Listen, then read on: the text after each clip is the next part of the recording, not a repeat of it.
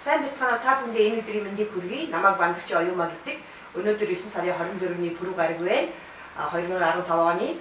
Тэгээд байгаль дэлхийн маань хураа хайрлаж анхны цас олж байгаа энэ сайхан өдөр би та бүхэндээ нэг чухал сэдвийн талаар ярилцах гэж байна. Тэгэхээр 20 дугаар зуунд бизнесийн ертөнцийн өөрчлөлт орж ирж байна. Ямар өөрчлөлт орж ирж байгааг вөхөр маш их бүтээгдэхүүн, маш их компани, маш их үйлчлэгнүүд бий болцсон. Маш их мэдээлэл бидний оршин тогтож байна. Тэр 20 дугаар зуунд мэдээлэл хамгийн их үнцэнтэй. Мэдээлэл байгаа хүнд бол зэвсэг байна гэж үздэг. Гэхдээ та бизнесмен хүний хувьд өөрийнхөө бүтээгдэхүүн, өөрийнхөө компанийг чиглэл болгож, брэнд болгож гаргаж ирэхээс илүүтэйгээр 20 дугаар зуунд бол хувь хүн өөрийгөө таниулах, өөрийнхөө үнцэнтэй зүйлийг хүнд өгч чадах, өөрийгөө өдөртөгч болгож төлөвшүүлэх, хувь хүн рүү чиглэсэн ийм бизнесийн ертөнц бий болж байна.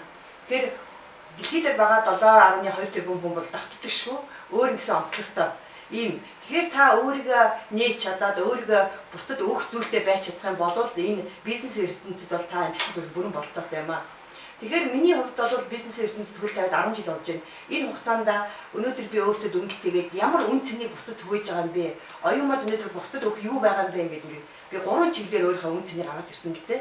Энэ юу хэлж байгаа үн цэн гэж юу хэлээд байгаа юм бэ гэдэг чинь та хүнд юу өгч чадах вэ? Хүмүүс ашиг тустай зүйл юу хийж чадах вэ гэдгээр тодорхойлдог. Тэгэхээр энэ бол таны мөрөөдөл биш. Энэ бол таны сайхан байшинд амьдрий, сайхан машинтай болъё гэдэг зүйл биш. Энэ бол нэгсэндээ таны алсын хараа та бусад өгөх сайн зүйлийг хийж байгаа юм аа. Тэгээ миний үнц нь бол 3 зүйлээр тодорхойлогддог. Энэ бол нэгдүгээр бол би 10 жилийн хугацаанд хүн өөрөө өдөртөгч болох ёстой юм байна.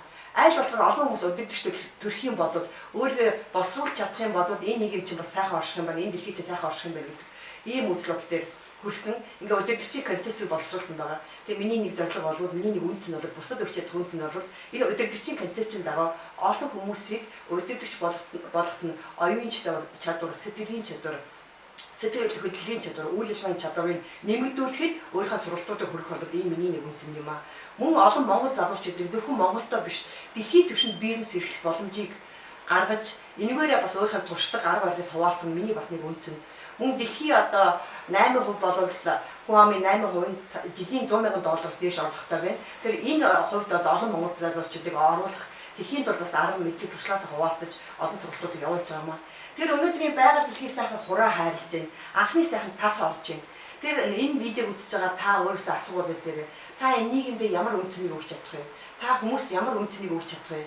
Ямар сайхан зүйлийг түгээж чадах вэ? Авахаасаа илүүтэйгээр та юу өгч чадах вэ гэдгийг өөрөөсөө асууад өгөөрэй.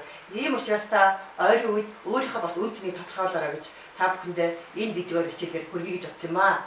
Ингээд та бүхэндээ сайн сайхан бүхнийг хүсье. Бүгдэнд амжилт хүсье. Түр баяртай.